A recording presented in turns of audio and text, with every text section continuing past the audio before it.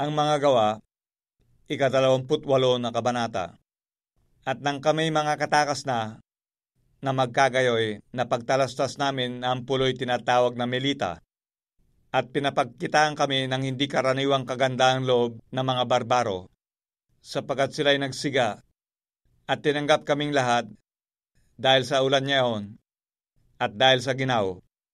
Datapwat, pagkapagtipon ni Pablo ng isang bigkis na kahoy at mailagay sa apoy, ay lumabas ang isang ulupong dahil sa init at kumapit sa kanyang kamay.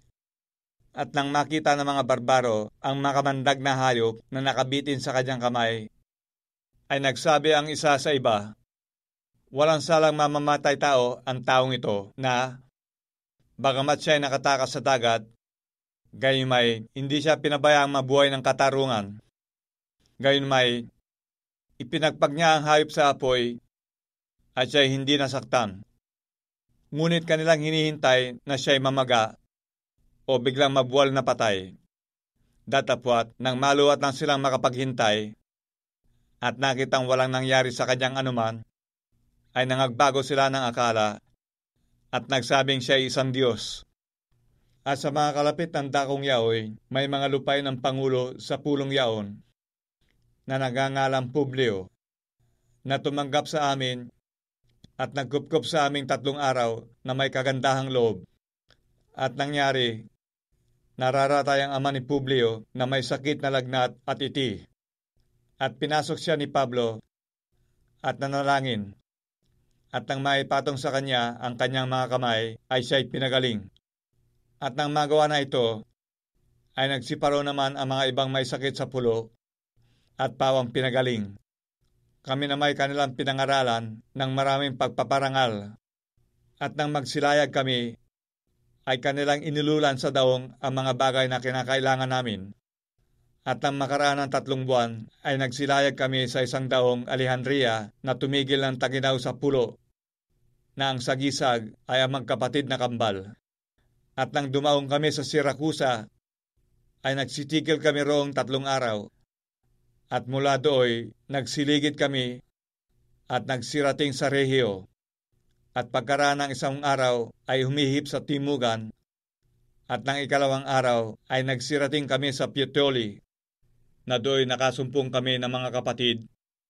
At kami pinakiusapang matira sa kanilang 7 araw. At sa gayoy, nagsirating kami sa Roma.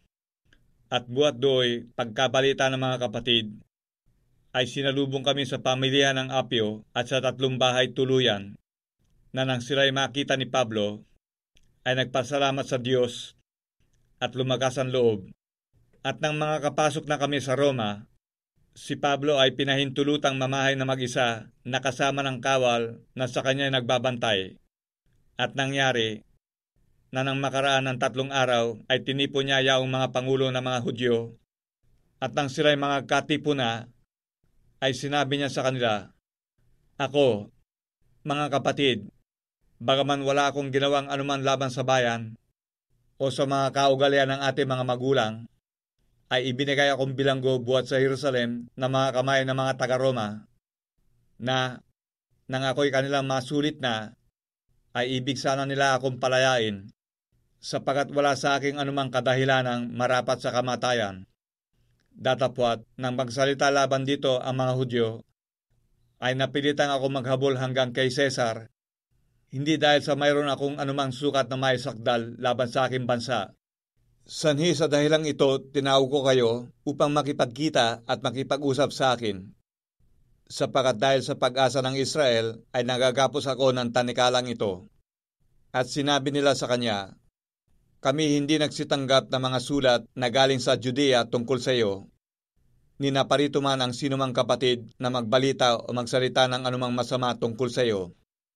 Datapwat, ibig naming marinig sa iyo kung ano ang iyong iniisip. Sapagkat tungkol sa sektang ito'y talastas namin sa lahat ng mga dako ay laban dito ang mga salitaan. At nang mataningan na nila siya ng 1 araw, ay nagsiparoon ang lubhang marami sa kanyang tinutuluyan. At sa kanila'y kanyang ipinaliwanag ang bagay na sinasaksihan ang kaharian ng Diyos. At sila'y hinihikayat tungkol kay Jesus, sa pamamagitan ng kautusan ni Moises at gayon din sa pamamagitan ng mga propeta, buhat sa umaga hanggang sa gabi. At ang mga iba ay nagsipaniwala sa mga bagay na sinabi, at ang mga iba ay hindi nagsipaniwala.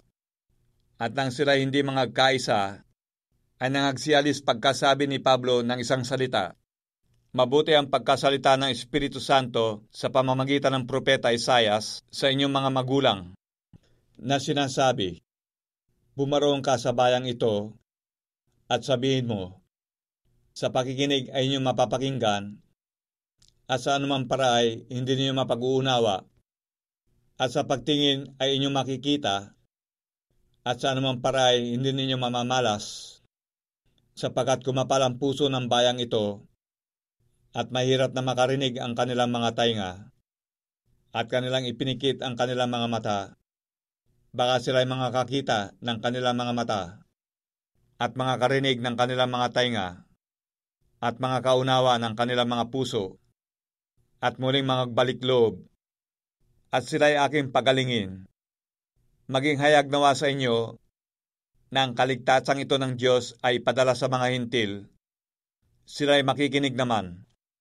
At tumahan si Pablo na 2 taong ganap sa kanyang tahanang inuupahan, at tinatanggap ang lahat ng sa kanya nagsisipagsadya, na ipinangangaral ang kaharian ng Diyos, at itinuturo ang mga bagay na nauukol sa Panginoong Hesukristo ng buong katapangan. Wala sinuman nagbabawal sa kanya.